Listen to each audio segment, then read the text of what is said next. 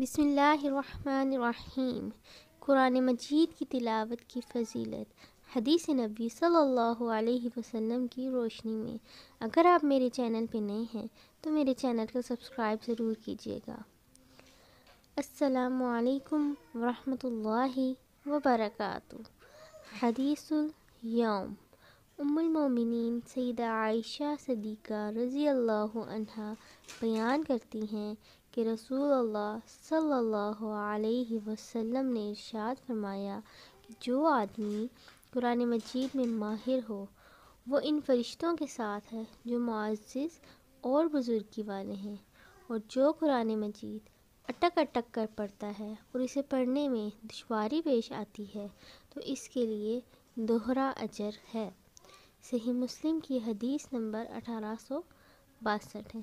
اگر آپ میرے چینل میں نئے ہیں تو میرے چینل کو سبسکرائب کرنا مت بھولیے گا اور بیل آئیکن کو پریس کریں تاکہ میری ہر نئی آنے والی ویڈیو آپ تک پہنچ سکے۔ دعا میں یاد رکھیے گا۔ اللہ حافظ۔